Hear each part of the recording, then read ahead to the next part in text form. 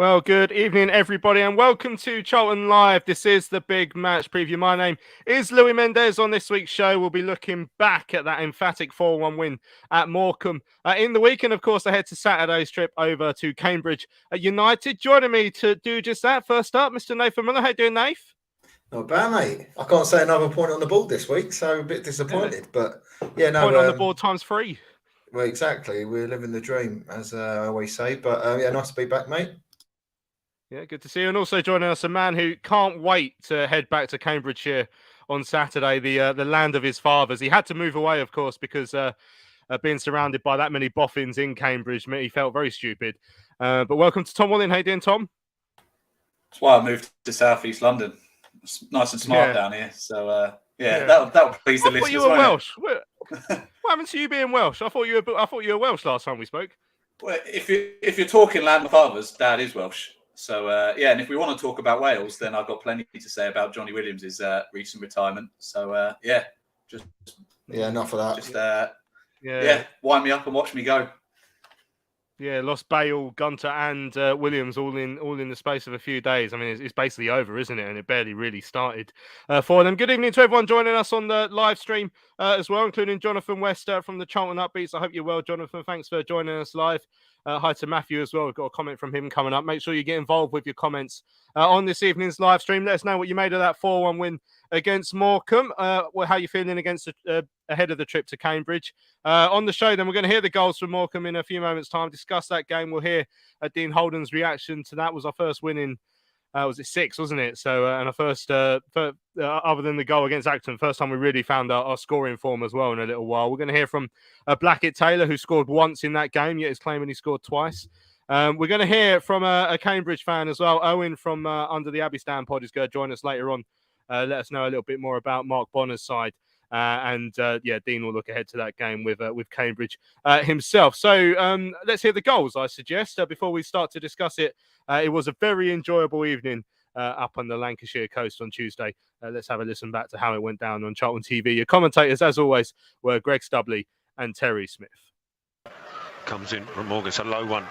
Little touch from Campbell out to Dobson. Scuffs it a little bit. Still in the penalty area now. Leeburn on his own finishes, and that's the opening goal. Quality finish from Leeburn. The Morecambe defence looking for an offside. The ball forward, lovely chest control from Leeburn. Swivel and volley beyond Ripley for the opening goal. Well, they completely switched off Morecambe, appealing for offside. On this Charlton left-hand side. This time Fraser with it. It's a deep one, looking for Innes. Innes gets there with a good header. It's there, Blackett-Taylor! Can finish! Charlton 2-0 up after 20 minutes. This time Fraser picked out Innes at the far side of the 6-yard box. Made space, got a good header back across, and Corey Blackett-Taylor follows it in and pokes it home.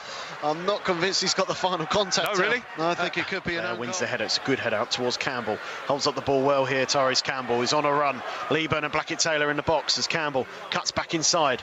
Looks for some support. Campbell will cross towards the far post. It's inviting. Blackett-Taylor will finish. And it's a wonderful Charlton goal. Tyrese Campbell with the assist. A brilliant assist. And there's no doubt about who scored this one. Corey Blackett-Taylor on the end of it, and Charlton have a third. I said earlier on that Tyrese Campbell had been patrolled by Gibson, really tight to him all the time. This time, just got that space, and once he'd gone past him, thought at first he might just get into the box and cut across and maybe try and draw a penalty. Instead, just held the ball up well. The patience then to just hang the ball up on the far side of the 6-yard box. And this time, Blackett-Taylor, no doubt about the fact that he got the touch to that one. And the Alex in a commanding position. Slide in and get something on it. And Innes tried a back heel, which hasn't come off as Nias brings it forward and out to the right to Crowley. Crowley to his right is Love. Shooting chance. And Morecambe have a goal back. Charlton will ask questions of themselves of how Morecambe were able to bring that ball forward. Innes tried a back heel, which was intercepted by Nias. Continued his run to find Crowley, who then picked out Love. It's a good finish from the Morecambe right back, but Morecambe have a lifeline. 2 incidences down here on this far side as you look, near side as we are. First of all, Sean Clout caught out on the right-hand side. And when the ball broke on this right-hand side, Innes tried to back heel it, and all he did was give it straight to a little touch into Raksaki. Tries to send Fraser into the box, does so. Scott Fraser, that's the fourth! Lovely football from Charlton on this right-hand side. Picked our way through Morecambe. Lovely 1-2 with Raksaki and Fraser. And it's Scott Fraser who plants the ball beyond Ripley for Charlton's fourth. Brilliant goal, patience. I can hear the bench in front of us screaming, hold it. When Raksaki had it, he did. Lovely combinations between Fraser and then Raksaki. 1-2, Fraser picking it back up. And a calm, confident finish. Brilliant goal from Charlton, brilliant team goal. I'm really pleased Dean Holden and the coaching staff. And surely with that goal, with that advantage again, Charlton will take 3 points back to the Valley. Well, there we go. That was nice, wasn't it, Nath? You know, a nice relaxing Tuesday evening where we can play one of the worst teams ever to exist and actually beat them quite comfortably. Yeah, they were pretty shocking, weren't they? Really. But you can only beat what's in front of you. But I thought we started really well. I thought we started really positively. We moved it quick. We had a bit of tempo about our play, I think, and I just think it set the tone for the game. And I think once we got that first and second, I started dreaming, thinking we was going to actually win a game and actually be quite comfortable. There was a little period in the second half which they're always going to have, being the home side and apparently fighting for their lives, but it didn't look like that. But it was quite enjoyable, and I like the goals. The fourth one especially was a good one. Pleased with Tyrese. Played well when he's got his little cameo appearances and started games rather. But yeah, it's an enjoyable night. It was a nice one because I think in recent weeks it's just started getting to a bit of that sort of point in the season when you're just counting down the days. And I said to you guys on the chat that I was actually quite upset how many games we had left because I thought we only had a couple, but we've still got a long way to go. And for that late surge in the to finish in the top half of the table. But yeah, we've got to take the rough with the smooth. We had a lot of rough, so we have a bit of smooth now. Oh yeah, smooth as you like after that, of course. I mean the obvious question, not that one from Bob actually, this one from Justin. Where has that Charlton been all season? And for me, the obvious answer is, unfortunately, that's the first time we've got to play a side as poor as Morecambe. You know, we took advantage of it and we did what we had to do. And I suggest there's other times where we've played poor teams this season when we haven't done that. But how much of that performance was us and how much of that was who we were playing against? Yeah, a large part of it was them.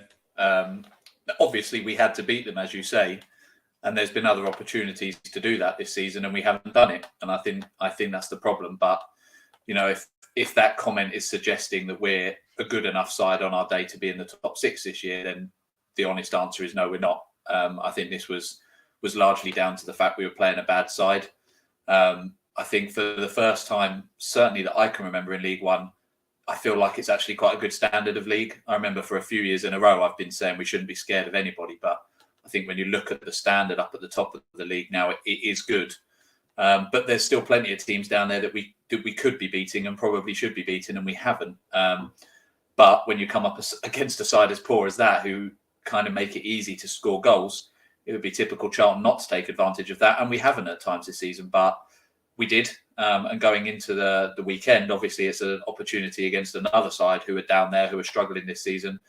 I think we drew 0-0 with Cambridge, didn't we, at home this season? But it's another one where we've got to try and take advantage of that and not let our standards drop.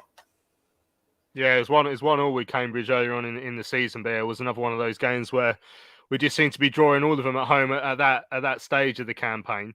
Yeah, I mean, Freeman says it was a good win. We need to build on it now, show some consistency with a win on Saturday. Just try and finish the season well. When we look back at the goals, I mean, the first one was the worst great goal I've ever seen. Like the corner routine was absolutely shocking, Nath. Like tried to play it back towards the edge of the box. He's bouncing around. Dobbo completely mishits it. Then out of nothing, like little Lionel Messi style flick from Terrell Thomas of all people into the path of Lieber. Now, initially looked like he might have been offside. I think he was onside, looking at another replay. And it was a really good chest and finish. And our first striker to score a goal since Lieber himself in the defeat at Oxford just after Christmas. So it shows how long we've been lacking in the forward department as well. Yeah, I think we needed that. I think he needed that as well, just so he could get up and running again. And I think that, as the last comment said, trying to gain that consistency now, trying to build a little bit of momentum, keep people engaged, just fans, players, whatever, try and keep it all engaged. But I mean, in terms of the set play, I think, Holden did come out and said they worked on set pieces. If they worked on that, that's an absolute genius idea to look really bad and it comes off to be an absolute weldy. But I don't think they'll do it again. But if we see that again on Saturday, it's unbelievable. Tacticians there working, because it was scuffs and bloody God knows what. But it's weird because the early part of the game, Terrell Thomas couldn't even kick a ball straight. He just couldn't get rid of it quick enough. All of a sudden, he's doing these little flicks and stuff. Shove him up top, mate. Love that. But yeah, no, good to see Leeburn back there amongst the goals. And yeah, it's just nice to score a couple of goals, because I think in recent weeks, if someone scored first, I couldn't see a scoring two. So, but as we've already touched upon, Morecambe were a poor side defensively and set plays, like unbelievable, Jeff. But we've done the job, and obviously we go again. Yeah, 10 shots on target for us on Tuesday, 20 shots overall. So we were peppering that goal. The second one, own goal from Jensen Weir, despite what Corey Blackett-Taylor is going to try and tell us later on when we hear from him, Tom. But I mean, this is where we can utilise Ryan Innes well, far post at a set piece. I remember our first season when we had Ryan, we used to do that so often. And it used to feel like it came off more than not as well. But it was such a simple set piece for us, and came off nicely. And if we're being honest, Corey's lying, isn't he? Yeah. Well, he's just desperate to claim it, isn't he? And you would as a striker, but a winger. But yeah, I'm surprised about the Innes thing, because you're right. When we did it in that first season, it seemed like even when people knew we were going to do it, they still couldn't stop it happening. It was just a tactic that seemed to work time and time again. And I don't know if it's just that Innes hasn't been on the pitch enough for us to try it this year or what, or whether we've tried to mix it up. But it's such a threat, He's a tall, imposing player. He's dangerous in the box. He's dangerous outside of the box as well, but for other reasons. But yeah, he's a player that you want to get amongst it like that. And I think we need to take advantage of that. So yeah, it was good to see it come off. As I say, I'm not surprised Corey tried to claim it for himself, but yeah, he's not going to get away with it, sadly. But yeah, it was, as Nath said, really, to get 2 goals in relatively quick succession. We've been struggling to just get 1 goal or even a shot on target for the last few weeks. So yeah, dreamland for us, even if it was against Morecambe. Yeah. Evening to Tim, who's watching from the Northwest Highlands. Hope you're enjoying it, mate. Freeman says, is it just me who thinks that if a team is bad enough to lose to us, they must be absolutely awful? I always think that. I don't always think that, but I certainly thought that on Tuesday. When you get a sense that this team just can't do anything. That's why I was shocked to see like their home record before we played them was they'd only lost 1 of their last 12 in all competitions at home. And I've no idea how that happened, because, like I say, the defending was dreadful, and no more so for the third goal. And you feel bad saying, highlighting how much they stood off Tyrese, because what Tyrese Campbell did was superb, and I made him my, man of the match. He's one to watch, isn't he, Tyrese? But excellent footwork, and he scoops it over to the far post, and then Corey Blackett-Taylor obviously going to claim this one because he did score this one, and it was a good goal. But I mean, there's been a couple of questions about Tyrese Campbell. I mean, Dan saying, do you think Campbell has the potential and ability to be starting a lot more next season? Patrick saying, I reckon a loan to League Two, and for the same for Daniel Kanu, and then we can consider it. Well, yeah. What's your view on Tyrese? So I've got my eye on him. I think there's loads of potential there, Nath. What would you reckon? Yeah, no, I agree. I think he's got a lot of potential, as you say. I think the key thing for me now is once we know that we've survived the League One relegation battle, whether that's I think we're fine now, but that's famous last words. We're well safe now, Yeah. I think the key is I think you've got to, I know people have said about blooding youngsters in. I think he's one. I think if he's going to be, there was a comment there about loaning him out. I don't know if we're going to do that, but I'd like to see him in and around the team, because I don't think we're going to get 4 wingers. If that's what we're going to do next year with wingers, if we're going to get 4 really good wingers that are competing for places, or we're going to get 2 or 3 and then have the likes of Tyrese, who will have the cameo appearance and here and there. But I think it'll be good for his development to get game time now. In my opinion, I can't see Jez being here. So is it a time now where we give Tyrese that game time? And, if we need to give him a breather or not, we've got Jez or we've got Corey, or you can swap him over. But, I think he's got a lot of promise. And the thing that is his composure. To be fair, there's certain moments, even on Tuesday, there was a moment where Corey got in a good position and he lacked that composure and crossed it to absolutely no one when no one was in the box. But Tyree stood, I can't remember, I don't know if it was who the defender was who stood off him, but stood off him. He looked up, composed himself, weak of foot, back stick, happy days. And that's a lot of that you can't really teach, his composure. So I think he's got great ability, and I just think all I want to see from him is a little bit of swag. Take some players on a lot more, because I think he's got the ability to do it, and I think he'll be a really, really good, exciting player next year. Yeah, we'll hear Dean speak a bit more about him later on as well. I mean, Patrick said it would make sense to bring him into the squad, especially next season, as Jez won't be staying unless we manage to get a new winger.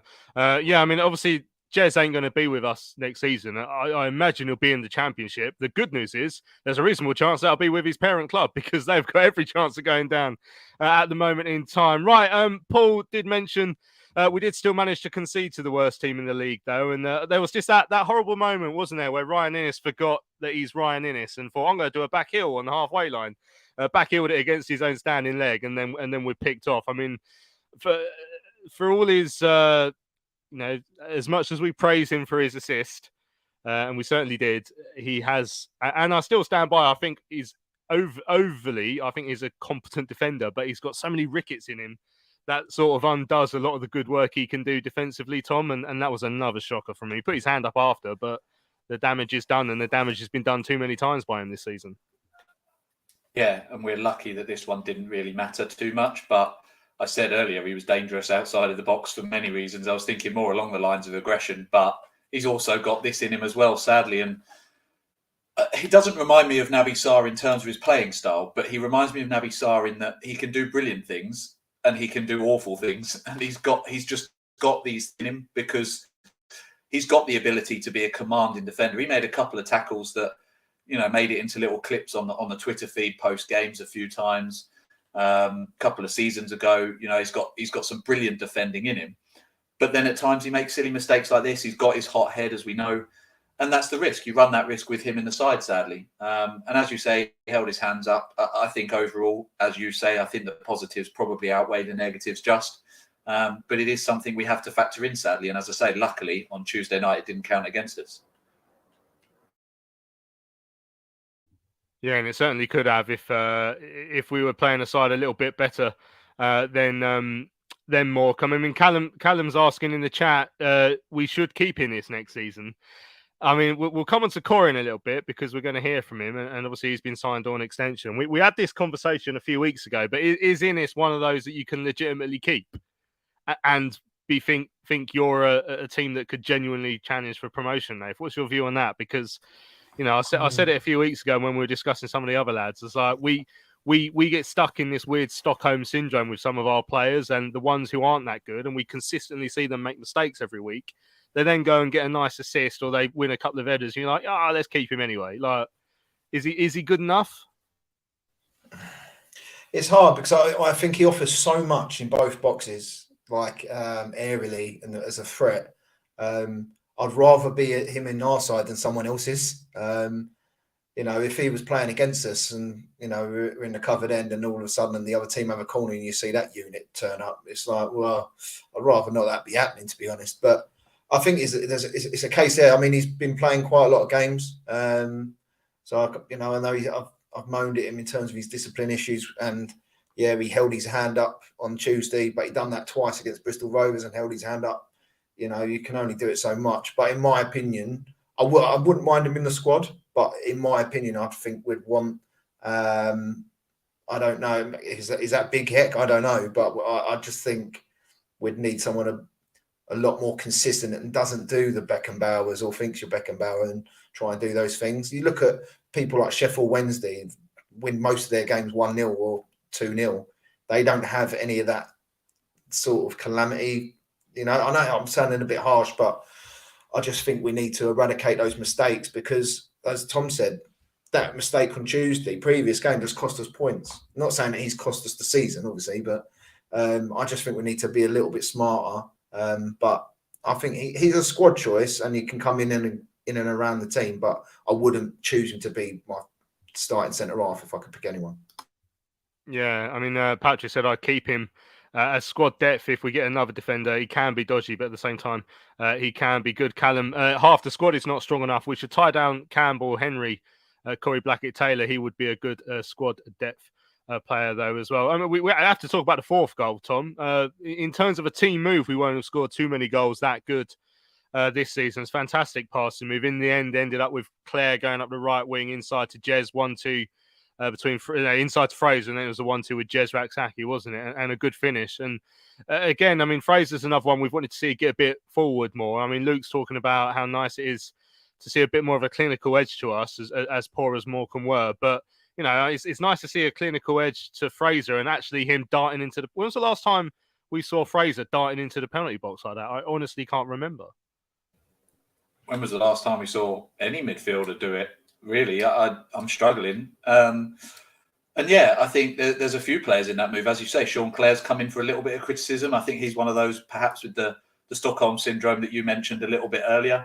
I know he's perhaps playing out of position, but he's another one. And to be involved in that move, obviously, is good for him. And Fraser obviously has struggled a little bit recently. I think he's had patches this season where he's looked like possibly one of our best players. But sadly, they have been patches.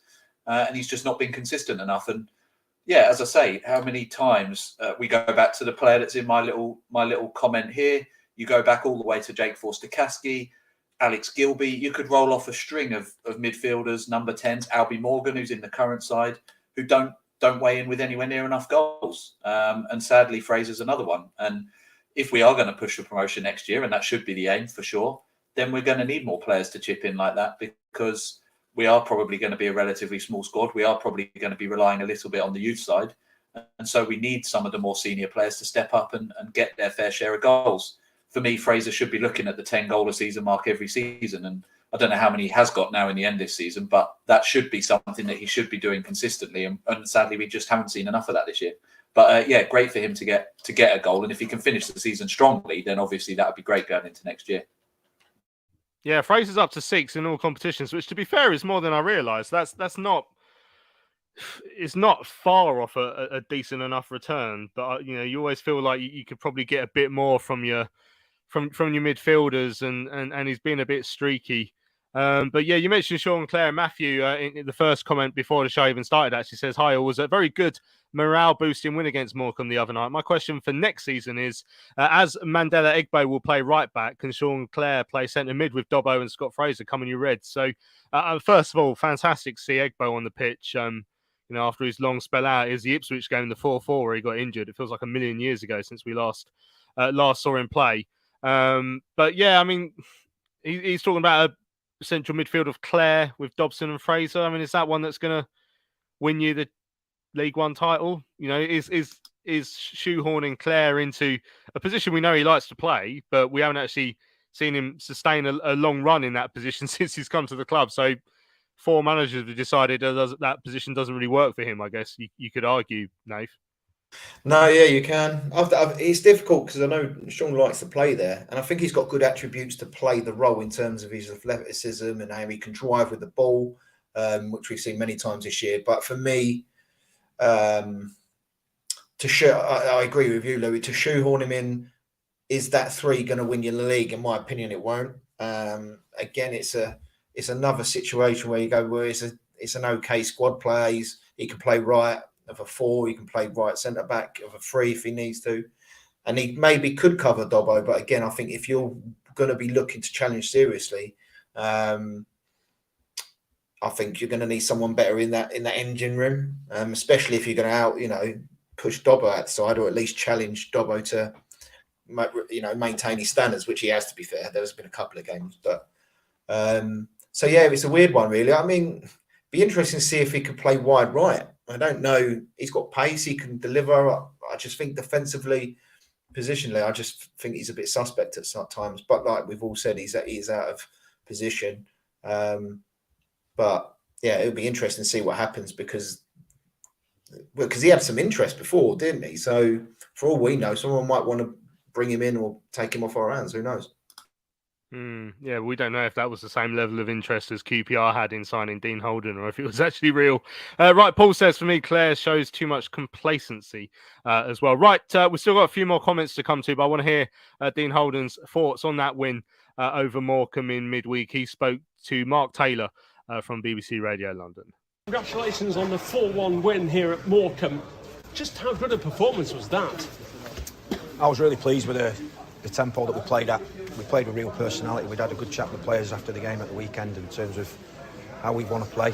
The team's been used to a style of play before I came into the job, and the last few games we've got away from what we're good at. And now we played with a real energy. We passed it excellently through the pitch.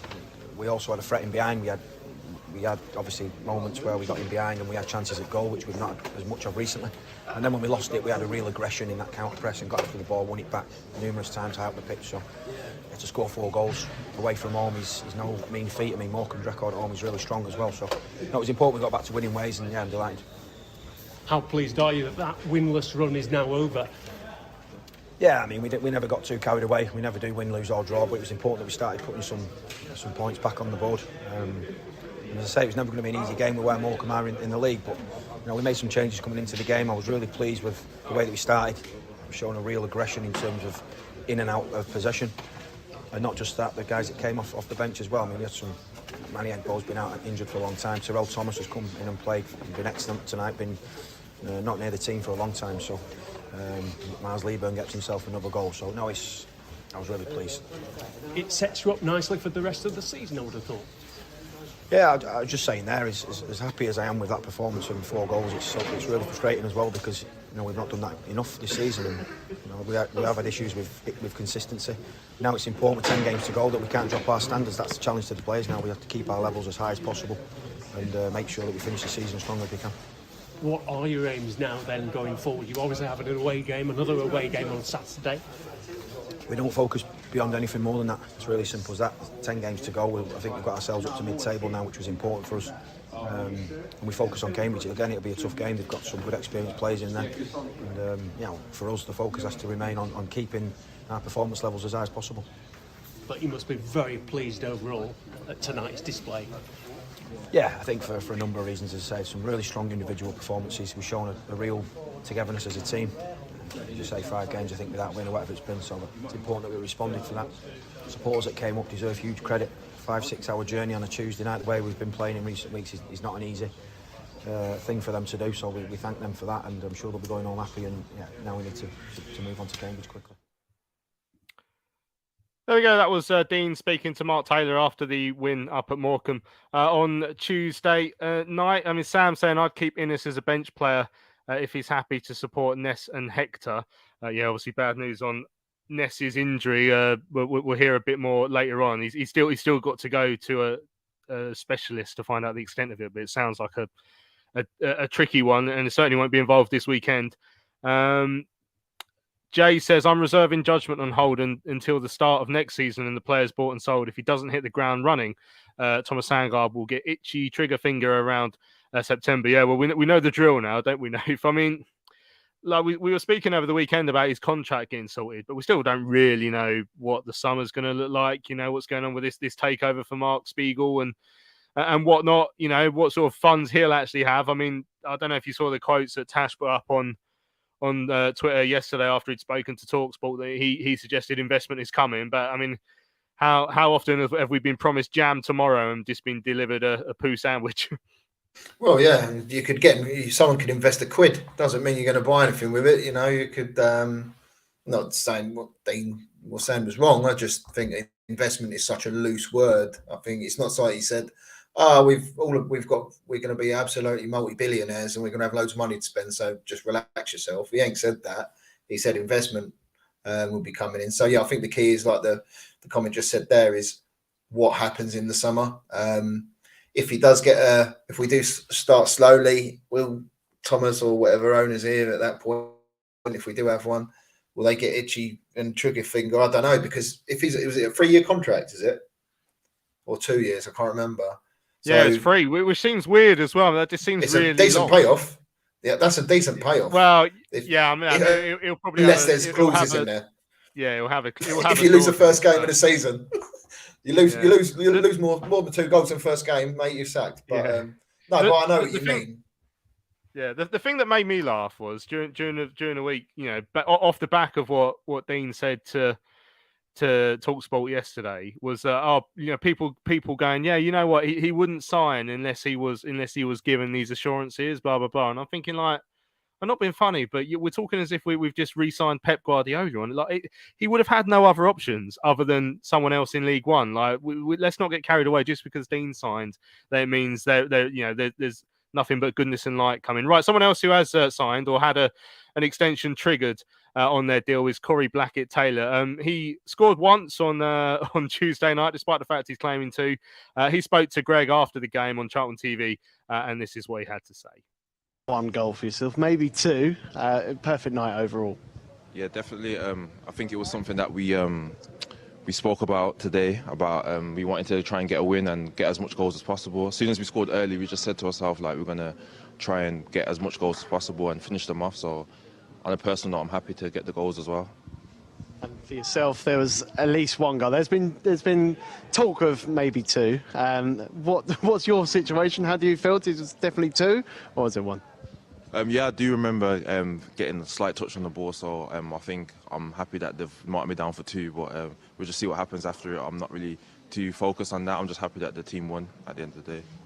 And for the goals themselves, there's some really well-worked goals. I mean, the goal where Tyrese cut inside onto his left foot, found you at the far post, was a really well-worked goal. Is that something you've been working on during this week in terms of getting more goals for yourself, or certainly players more in the box in those situations? Yeah, I would say definitely we haven't scored that much in the last few games, so we just thought about getting balls into the box, and me on a personal note, getting on the back post. And I think I looked up and caught eyes with Tyrese, and then he found me, and then I was glad that I was able to finish it off.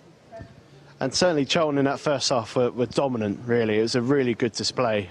What did Dean Holden say to you coming into this game? Because obviously it's off the back of a difficult run. We've had some difficult games. It seemed a bit more fresh and a little bit more energy in this Charlton team this evening. Yeah, we just said, like, make this one be the turning point where we try and get a win and then go on a run. So I think I'm just happy that we was able to do that today, and I think the next few games will definitely keep the same performance up as today. And one slight concern was you coming off in that second half. Are you able to update at all on injury at all? Yeah, I think it's a bit too early to update, but I just thought to come off more as a precaution because I did feel a bit of tightness, so I just didn't want it to get any worse. So I think me and the physio made the best decision to come off when I did. And it's been a good week in overall. Contract news was revealed this week about an extension. First of all, congratulations. Second of all, how pleased are you that that's been sorted? Yeah, thank you. I think it was something that we was discussing for a while, and then I think with a few of the stuff going on in the background, it was hard for everyone to try and sort things out. But I'm glad that we've been able to do that now, and I can just kind of kick on and just try and finish the season as strong as possible, knowing that next season's sorted now. There we go. That's Corey talking to Stubbers up at Morecambe on Tuesday, Tom. I mean, again, we'll get the update on his injury from Dean later on in the show, which again isn't perhaps good news. But just on that 1-year extension, I said we'll talk about Ryan earlier, which we did. I can't remember where we landed on how many people said that Corey would be a starter in a team that's going for promotion, but I don't think there was many. I think some would have him as a squad player. So on a 1-year extension, is that probably the right deal for both parties at this moment in time? I'd say so. Yeah, I don't think he's done enough to warrant a 2 or 3 year deal. I don't think he's been bad enough to get rid of him. I think he's a good player to have around the side. I think when he came in, there was talk of him struggling to settle and maybe falling out with a couple of people. I haven't really seen that here. There's a couple of games where maybe he goes a little bit quiet or goes missing, but I don't think it's down to lack of effort at all. So, yeah, I think on his day, look, even last weekend, how many times was he free in that first half to get forward? And okay, we only got the 1 goal out of it, and it didn't come from him, but he gets in the right positions and he can scare defenders. And yeah, he's another one that, isn't going to blow the league away, but he's a good squad player to have. And it's going to be interesting, really, because, and I said this when Dean signed his contract, nobody can really judge him at the moment because he hasn't been backed and hasn't had his players. So it's going to be interesting to see what sort of a side he goes with next season, if he gets any sort of money and if he brings any sort of players in. But you'd suggest with this extension that Corey is going to be some part of it. I think probably if we want to go for promotion, he can't be a starter every week, but he's a dangerous player to have around and can make an impact for sure. Yeah, just on Holden, Callum's said Holden didn't want to work under Sandgaard. Why would he sign until 2026? Spiegel is in advanced talks now. We know Spiegel's in this exclusivity with Thomas. We're not really hearing anything about it, are we? But that seems to be going on in the background. But at the same time, Callum, I would suggest don't forget that managers would rather be employed by a bad owner than not be employed by anyone. And Dean was not employed by anyone for quite a while before he came in. Then all of a sudden, he's getting linked with the QPR job. I don't know if he knows the hacker, which apparently comes in useful at QPR. But, he was out of work and he needed a job. And I'm sure he was quite happy to extend his deal here for as long as possible and then just hope for the best. Like we say, he said he's been told stuff that's going to happen in the future. But, hypothetically, I imagine if Sandgaard was still going to be here, I imagine, and was offering Dean a contract, he still would have signed. I just think that's the way it would have gone. Right, let's have a quick break here on the big match preview. When we come back, we're going to hear from Owen from Under the Abbey Stand. Let's know a little bit about Saturday's opponents, Cambridge.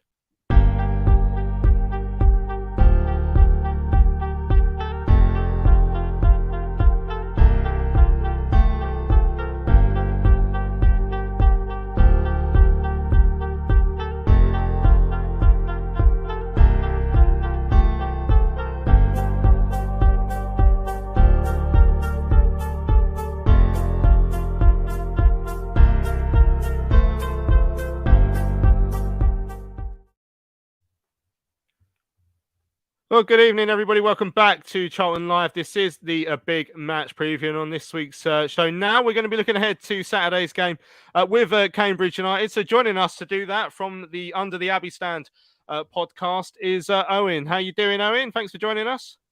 Cheers, guys. Thanks for having me on. Yeah, doing okay despite our league position, our lowly league position. Yeah, I mean that. So I mean, it's an easy first question, isn't it? Like, what the hell's gone on? Because last season, I think you were sort of mid-table, same as us, really, and that was probably over expectations. But it's gone the other way this year. Yeah, I can't quite put my finger on any one thing that's gone wrong. It's been a number of things. Last season was excellent. I think we came 14th in the end. The season before was even better still when we finished second in League Two. Got promoted back to this level for the first time in 20 odd years. This year, it's all gone badly wrong. I mean, I'll caveat that by saying off the pitch, things have been excellent. We bought our ground back this year. That was sold very cheaply back in, I think, about 2003, 2004 or so. So we hadn't been homeless. We'd played at the Abbey for, during that time, but had a, pretty hefty rent payments over our head, and just for kind of, just for the not knowing if a property developer is going to come in and sell the ground, and there was lots of talk of relocating the club out to the outskirts of Cambridge. I don't know if you've been to the ground, but it's not particularly close to the city centre as it stands. So to move it further away was not going to be a great look. There was all kinds of pie in the sky tram systems and metro systems that were going to run under the city centre and stuff like that were kind of part and parcel of this deal, and obviously that didn't happen. So our owner Paul Barry came in and bought the ground back, which has been fantastic. Probably the best result of all of this or any season really. On the pitch, not quite so good. I mean, we lost a few people in the summer, chiefly Wes Houlihan. You'll probably remember as a Norwich player and Republic of Ireland international.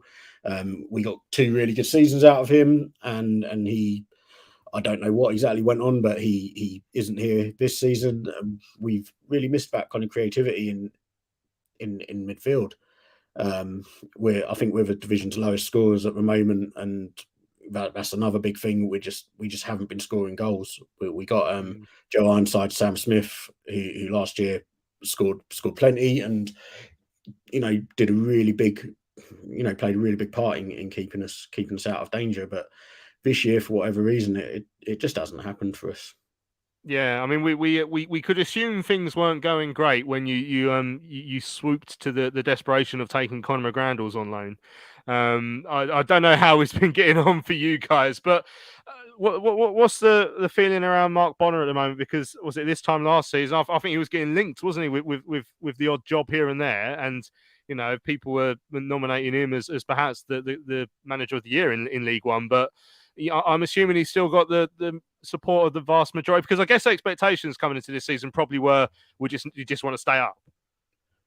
Yeah, I think we know what size club we are. We know what wages we pay. We know the size of our stadium, the size of our fan base relative to a lot of other clubs in this division.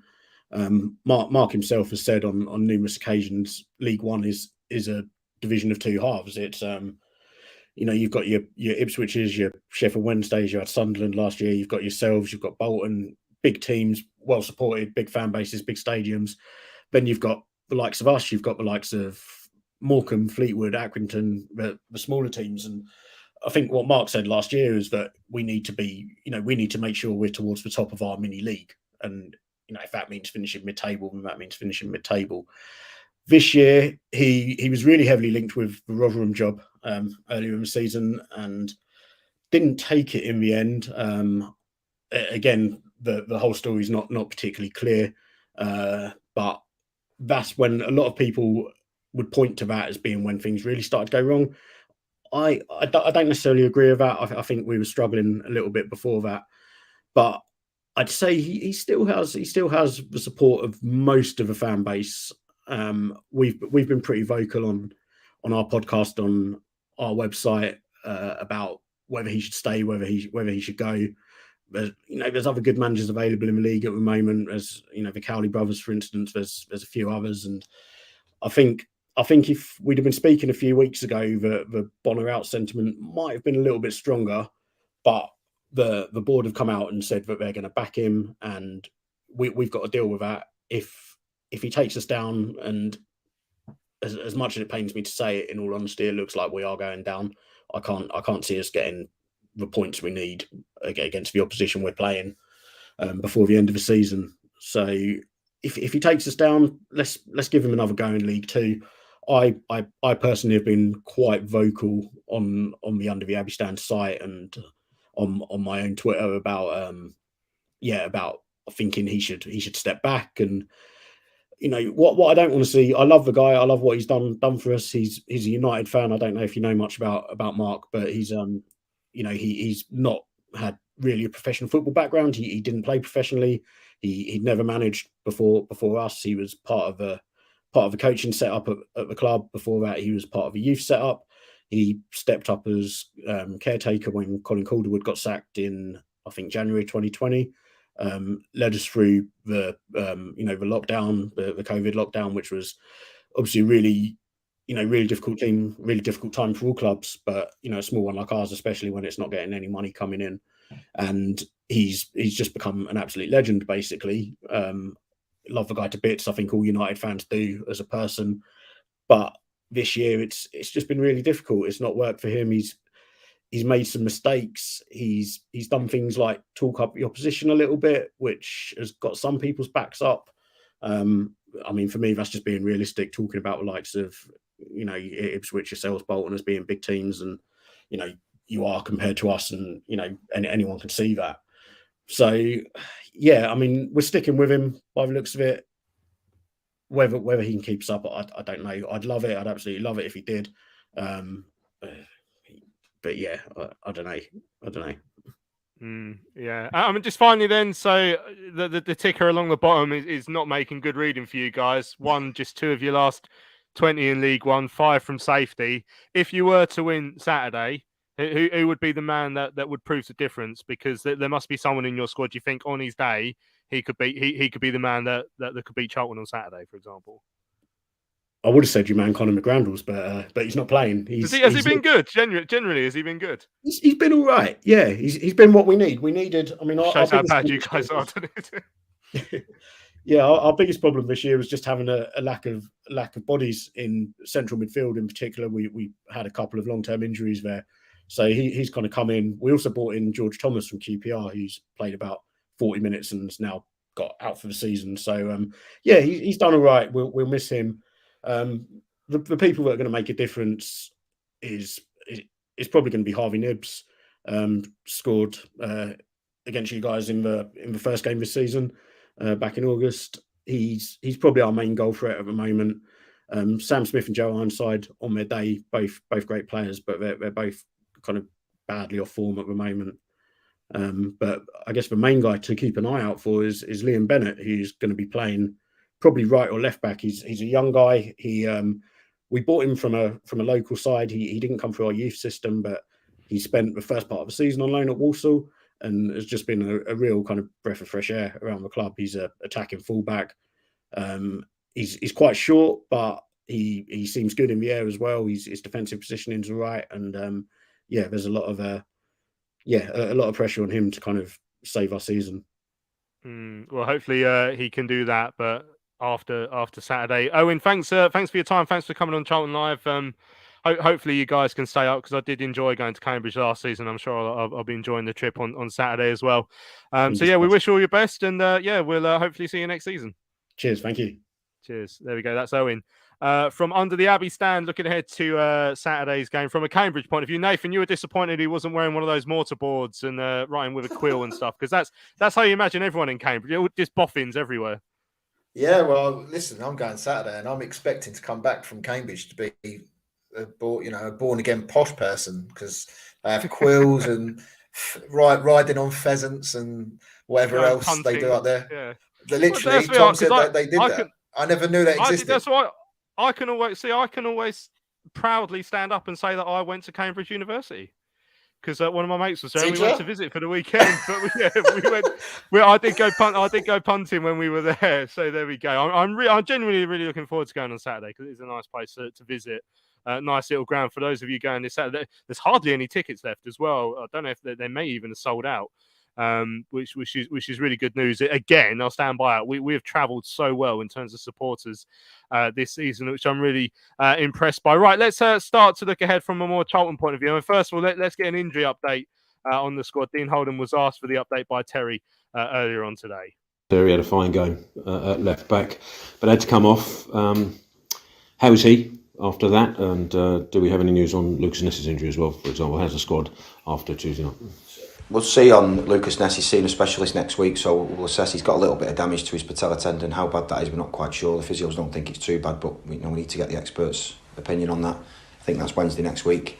Terrell Thomas just cramp in his calf, purely simply he's not played for so long, and everything that goes into a big performance, the emotion, the adrenaline and everything, so he should be okay. I think Corey Blackett-Taylor were a little bit worried about it. He had a scan this morning. He felt something. He thought it was cramp in the game in his hamstring.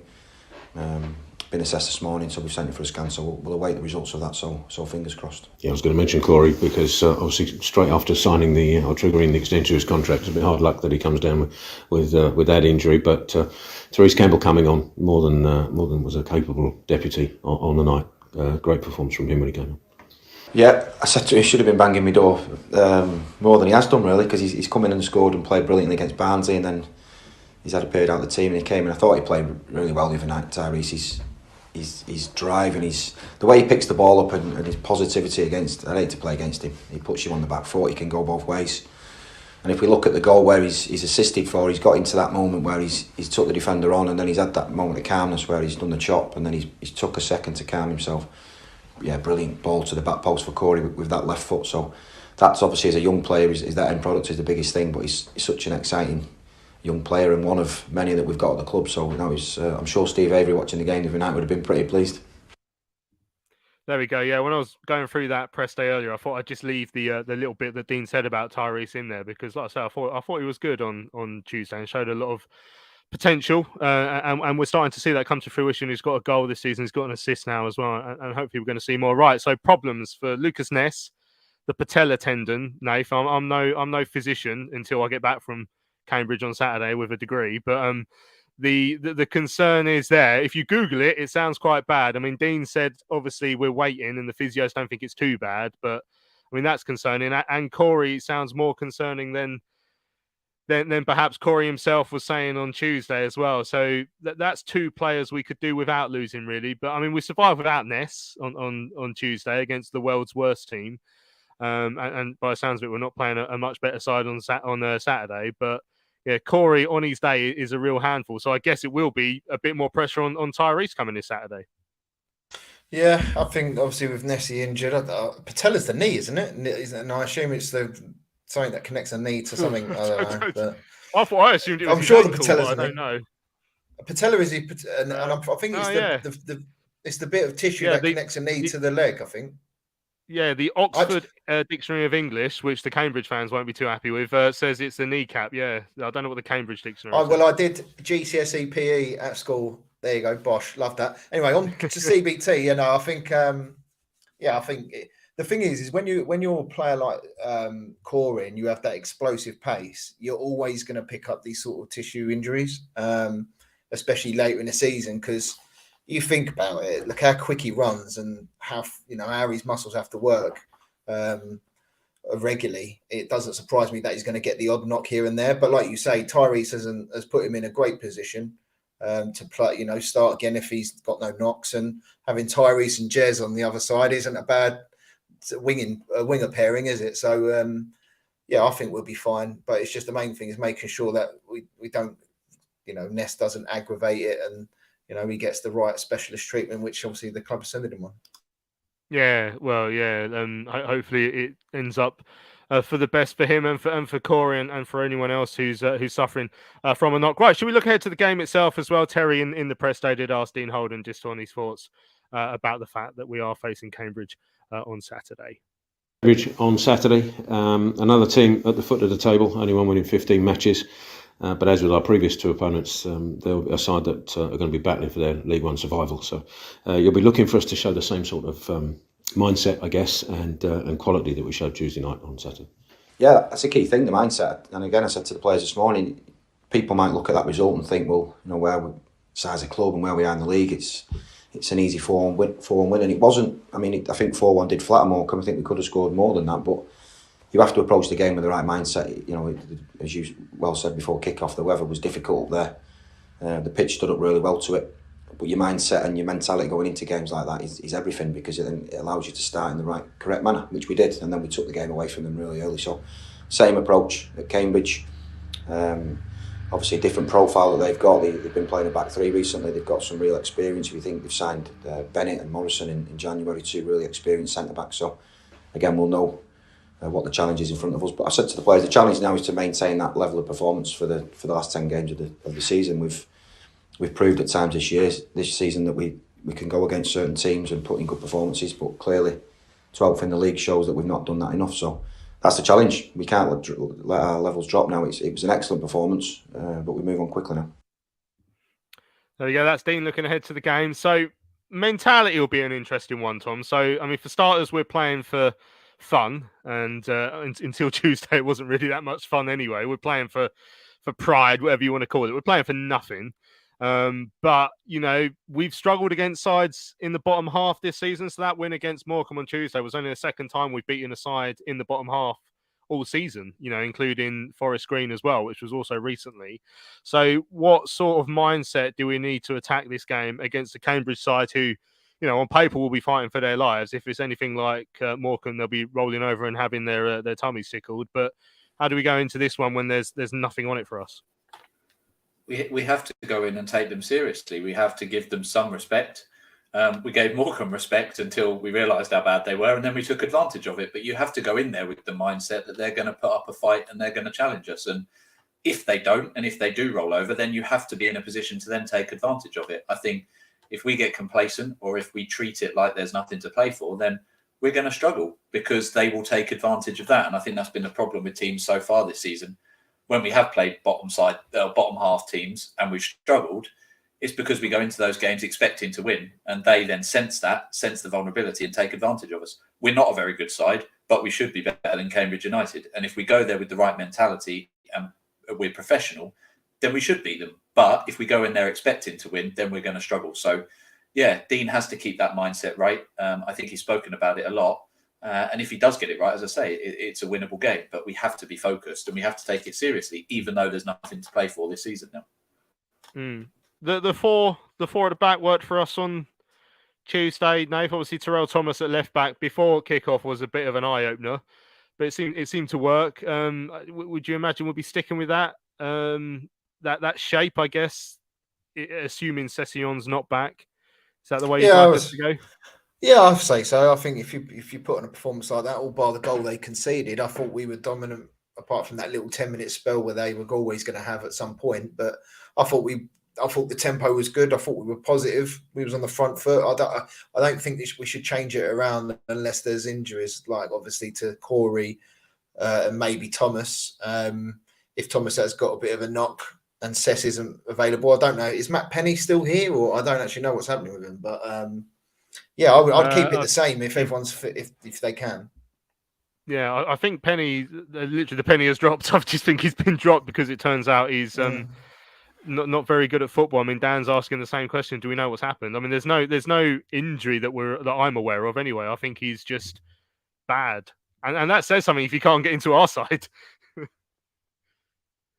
Well, that's what I mean. That's what I was thinking. All of a sudden I was like, well, no, Cess, no, Claire could go there maybe. I don't know. And then I thought, well, hang on, didn't we sign a left back on loan who played like 2 games or something? But I'd keep it the same, mate. If we can, obviously, I don't want to see Thomas hobbling around or whatever, but I'd keep it the same. I thought we played really well. I'd keep the same 11 if I could. But Jay said I thought patella was a cheese spread.